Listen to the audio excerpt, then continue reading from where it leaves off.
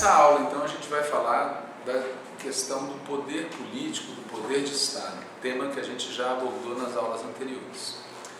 As classes, elas lutam de diferentes maneiras.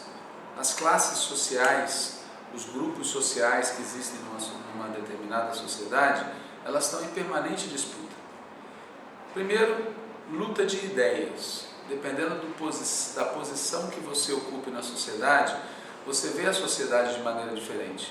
E, portanto, a sua ideologia tende a ser diferente. Claro que aquela classe que é dominante, que detém o poder de Estado, que detém o poder econômico, que controla a sociedade, ela influencia o pensamento das pessoas que compõem, que integram as outras classes.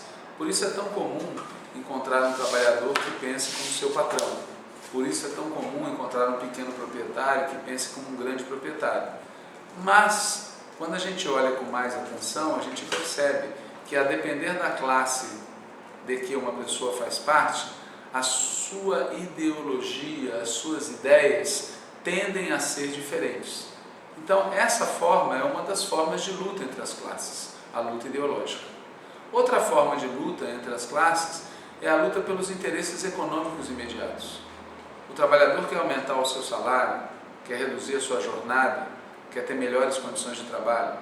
E o capitalista está preocupado em explorar ao máximo o trabalhador, que a jornada seja a maior possível, que o salário seja o menor possível e que as condições de trabalho sejam as menos custosas possíveis.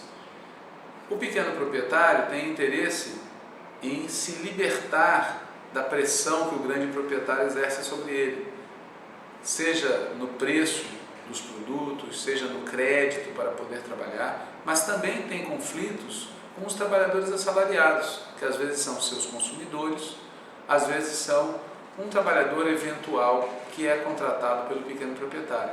Portanto, o conflito econômico ele está presente de maneira consciente ou inconsciente no cotidiano da vida social. Muitas vezes esse conflito econômico se resolve individualmente. É a queda de braço entre o trabalhador e seu patrão. É a queda de braço entre o pequeno proprietário e o consumidor que vai ali. É a queda de braço entre o grande proprietário e o pequeno proprietário. Entre o banqueiro e a pessoa que foi pedir crédito para o seu pequeno empreendimento. Mas, muitas vezes, o conflito econômico ele transborda as relações individuais e vira um conflito na sociedade. Quando, por exemplo, ocorre uma greve, um sindicato organiza uma greve de uma determinada categoria e, para isso, entra em choque com a associação empresarial correspondente.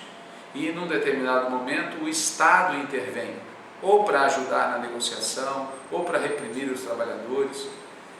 Nesse momento, o conflito econômico ele assume uma forma política econômica. É um conflito que não é apenas econômico, mas também vai se convertendo num conflito político, porque ele se trava no âmbito da sociedade. Ele envolve não apenas aqueles diretamente envolvidos, mas outros setores que fazem parte da sociedade. E, finalmente, uma outra maneira pela qual as classes conflitam entre si, elas lutam entre si, é aquela que a gente chama de luta política. O que é a luta política? A luta pelo poder, que é o tema que nós vamos tratar na próxima gravação.